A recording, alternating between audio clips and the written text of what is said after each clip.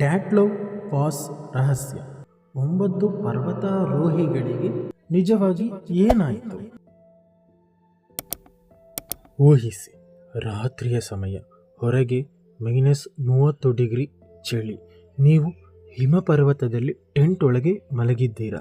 ಹಠಾತ್ತಾಗಿ ಯಾವುದೋ ಭಯಾನಕ ಸಂಗತಿ ನಡೆಯುತ್ತದೆ.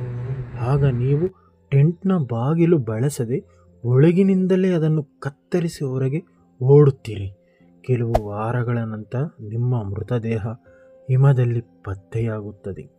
ಇದು ಸಿನಿಮಾ ಕಥೆಯಲ್ಲ, 1959ರಲ್ಲಿ ನಡೆದ ನೈಜ ಘಟನೆ. ಇದನ್ನೇ ಡ್ಯಾಟ್ಲೋ ಪಾಸ್ ರಹಸ್ಯ ಎಂದು ಕರೆಯುತ್ತಾರೆ.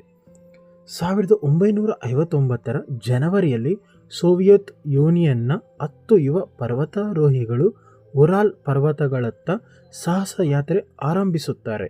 ತಂಡದ ನಾಯಕ ಇಗೋರ್ ಡ್ಯಾಟ್ಲೋವ್. ತಂಡದ ಎಲ್ಲ ಸದಸ್ಯರು ಅನುಭವಿ ಪರ್ವತಾರೋಹಿಗಳಾಗಿದ್ದರು. ಪ್ರಯಾಣದ ವೇಳೆ ಒಬ್ಬ ಸದಸ್ಯ ಅನಾರೋಗ್ಯದಿಂದ ಹಿಂದಿರುಗಿದನು. ಉಳಿದ 9 ಜನರು ತಮ್ಮ ಪ್ರಯಾಣ ಮುಂದುವರೆಸಿದರು. ಉಳಿದ 9 ಜನರು ಮತ್ತೆ ಎಂದಿಗೂ ಮನೆಗೆ ವಾಪಸ್ ಬರಲೇ ಇಲ್ಲ. ತಂಡದಿಂದ ಯಾವುದೇ ಸುದ್ದಿ ಬರದ ಕಾರಣ ಶೋಧ ಕಾರ್ಯ ಆರಂಭಿಸಲಾಯಿತು. ಕೆಲ ದಿನಗಳ ನಂತರ ರಕ್ಷಣಾ ಸಿಬ್ಬಂದಿಗೆ ಅವರ ಟೆಂಟ್ ಸಿಕ್ಕಿತು. ಆದರೆ ಟೆಂಟ್ನ ದೃಶ್ಯ ಎಲ್ಲರನ್ನೂ ಬೆಚ್ಚಿ ಬೀಳಿಸಿತು. ಟೆಂಟ್ ಅನ್ನು ಒಳಗಿನಿಂದ ಕತ್ತರಿಸಲಾಗಿತ್ತು. ಒಳಗೆ ಬಟ್ಟೆಗಳು, ಬೂಟುಗಳು ಮತ್ತು ಆಹಾರ ಹಾಗೆಯೇ ಇತ್ತು. ಅವರು ಏಕೆ ಹೀಗೆ ಓಡಿದರು? ಹಿಮದಲ್ಲಿ ಕಂಡ ಹೆಜ್ಜೆ ಗುರುತುಗಳ ಪ್ರಕಾರ ಅವರು ಹತ್ತಿರದ ಕಾಡಿನ ಕಡೆ ನಡೆದಿದ್ದರು ಎಂದು ಗಮನಿಸಿ, ಕೆಲವರು ಬೂಟುಗಳಿಲ್ಲದೆ, ಇನ್ನು ಕೆಲವರು ಸಾಕ್ಸ್ ಧರಿಸಿ ಹಿಮದಲ್ಲಿ ನಡೆದಿದ್ದರು. ಅವರು ತುಂಬ ಆತುರದಲ್ಲಿ ಹೊರಬಂದಂತೆ ಕಾಣುತ್ತಿತ್ತು. ಮೊದಲ 2 ಮೃತದೇಹಗಳು ಮರದ ಕೆಳಗೆ ಪತ್ತೆಯಾದವು.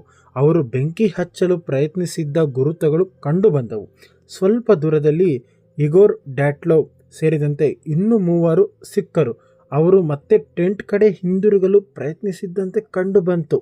ಕೆಲವು ತಿಂಗಳುಗಳ ನಂತರ ಉಳಿದ 4 ಮೃತದೇಹಗಳು ಪತ್ತೆಯಾದವು. ಅವರ ಗಾಯಗಳು ವಿಚಿತ್ರವಾಗಿದ್ದವು. ಕೆಲವರಿಗೆ ಎದೆ ಮೂಳೆಗಳು ಮುರಿದಿದ್ದವು. ಇನ್ನು ಕೆಲವರಿಗೆ ತಲೆಗೆ ಗಂಭೀರ ಗಾಯಗಳಾಗಿದ್ದವು.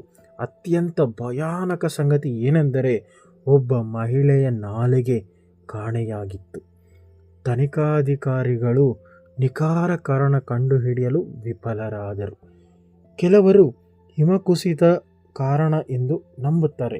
ಇನ್ನು ಕೆಲವರು ರಹಸ್ಯ ಸೇನೆ ಪ್ರಯೋಗಗಳ ಬಗ್ಗೆ ಅನುಮಾನ ವ್ಯಕ್ತಪಡಿಸುತ್ತಾರೆ. ಮತ್ತೆ ಕೆಲವರು ಅತೀಂದ್ರಿಯ ಶಕ್ತಿಗಳ ಬಗ್ಗೆ ಮಾತನಾಡುತ್ತಾರೆ.